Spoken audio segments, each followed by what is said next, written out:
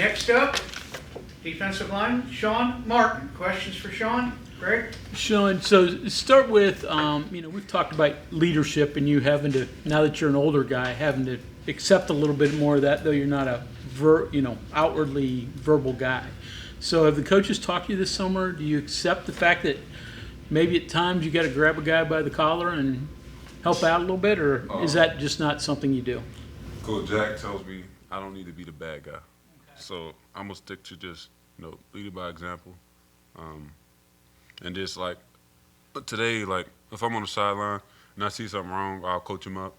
I'll try to give him my version of it rather than the coach's side of it. I'll tell them my side of how they could fix it and how I see it.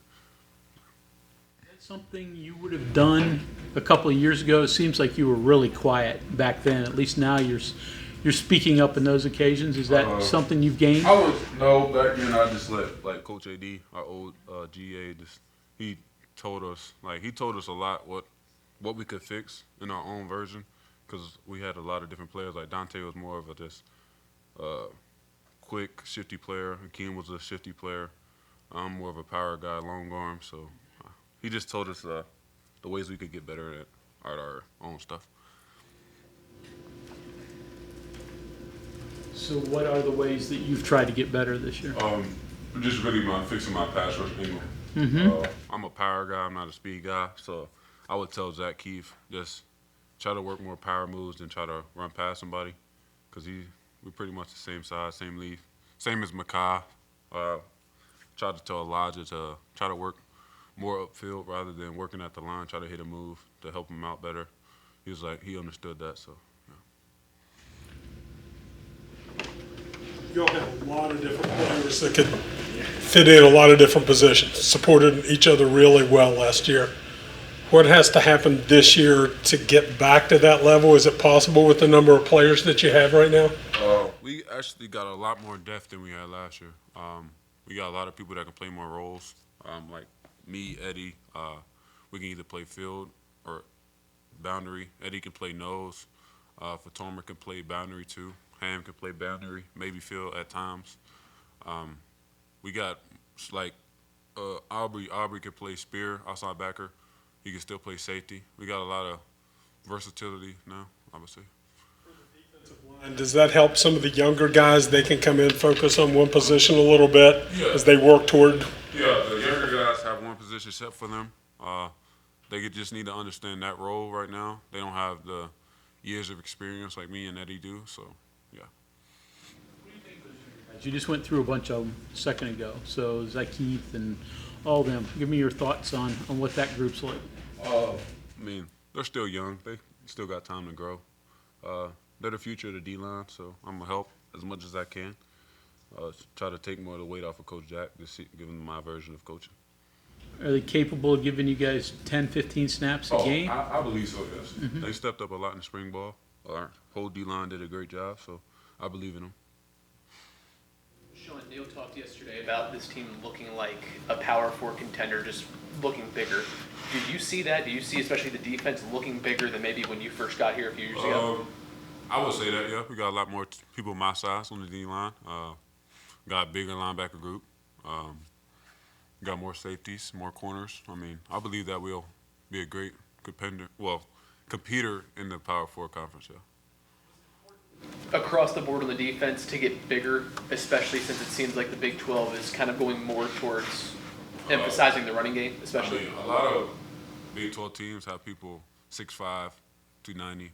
I feel like we're competing. I don't feel like we really need that size, because the people we get are willing to compete every play, so. Sean, are you anticipating to take on more double teams this year? I don't think so. We got a great D-line. I don't really got to worry about that. If it happens, it happens. But if it doesn't, then that's my chance to make a play, I guess. To that end, have you talked to Dante at all about, because that kind of happened to him in his last year. He dealt a lot more double teams. We got great players up front. Thomas is a great player. Eddie V's a great player. Ham's a great player. I feel like all of us are going to get double teamed at one point. So, if we don't get double teamed, we got to make the play. That's what Coach Jazz says. You think you're suited to handle that. Yeah, I think I'm Especially, suited. Yeah. do you learn anything from watching him deal with it? I mean, it's frustrating, but I mean, it opens up plays for the players beside me. Sean, what's it been like? You came into college football at a time, maybe when it's changed more than ever before. I mean, you were here with the COVID, right? Mm-hmm. And then getting paid, Yeah. new teams in the conference. I mean, what's it been like going through all that? It's certainly been different than you ever imagined. I'm not really worried about the money part of it, honestly. I'd rather just play the game and I feel like a lot of people leave for money. I'm not really focused on that. You just like playing football. Yeah, it's like that.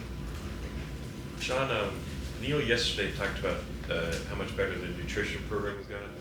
And I asked Garrett about it, but I assume it's got to be different for you guys who've got to keep your weight up.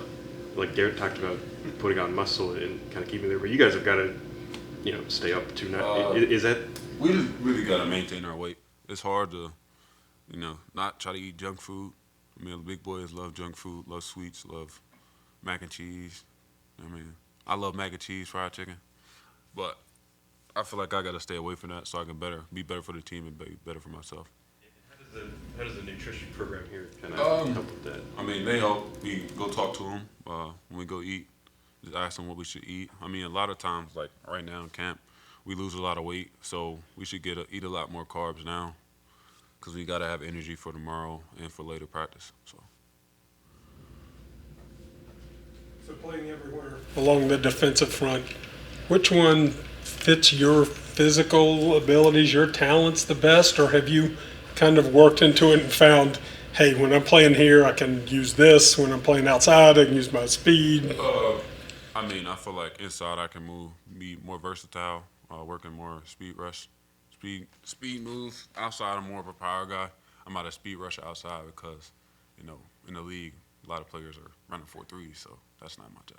Does that kind of give you maybe a little bit of an edge because tackles are obviously looking for guys trying to run around them in speed, but hey, if you can get a bull rush on them, you can. Yeah, I know they're waiting for the bull rush, so if they're waiting for the bull rush, I can either hit them with a ghost move or swipe, just see what they give me, and then I'll react. How has it been like kind of coming up with Because you guys have been here a long time now, and obviously you're from here in state. He's from across the world. Yeah, family. Just what's it been like, kind of being here with him? I like Eddie V. He's a high motor guy. He brings energy every day. He's always consistent. He's gonna work hard, give everything he got, cause he wanna make it. So. Sean, I know Coach Simon's been to a couple of your games on the sidelines. Yeah. How often do you still keep in touch with him? I haven't really kept up with him this year. He's probably busy, but I've been a lot more busy with school and trying to just keep my weight. I'll try to go down there if I can in the whenever our bye week is. I don't know when it is, but hopefully I can make it. Hopefully he can come to a game too, but I don't know how their schedule is. So. How big of an influence was he for you to get to this point? He was a good influence. I try to help lead when I was in high school. Try to be more vocal, even though that still wasn't my cup of tea. But he's a great coach. He's probably one of the best coaches in West Virginia history. He got a lot of state championships. So. Sean, since you discussed in the spring your number change and the meaning behind that, I'm curious, have you heard from anyone back in your hometown, just kind of what that means to them maybe? I went back and I did like an autograph signing for the Little Tony Foundation back home. And a lot of people showed up, and it was very meaningful for my coach. He was very excited to see me. So, it means a lot to a lot of people back in Bluefield, but it really means a lot to my coach and his wife and their family. So. Odd that you're a senior? It does. Time flies. I thought the summer was going to take longer, but it flew by. Think about it. Garrett said he doesn't. Do you think about, this is my last go-round? No, I haven't. I just, day by day, just got to prepare my body, get my body ready for practice the next day. So, no, I haven't thought about it at all. With the new helmet communication system, how is the defense adjusting to that and getting the play calls in that way? That really doesn't affect the D-line or linebackers. That's more of people in the back end, so they can get the call so people don't know our signals. we still got to look to the sideline, figure out what the play is, but that doesn't affect the D-line in any way. So, but does that cut down on like player communication pre-snap, or does it help with that at all? It really doesn't affect us. I mean, we don't really, whatever happens in the back end, I mean, if we get like a kill call or something, then we'll have a play to go with, but that really doesn't affect us. Like, as soon as we get to the line, we know what we're going to get, know the play, so, yeah.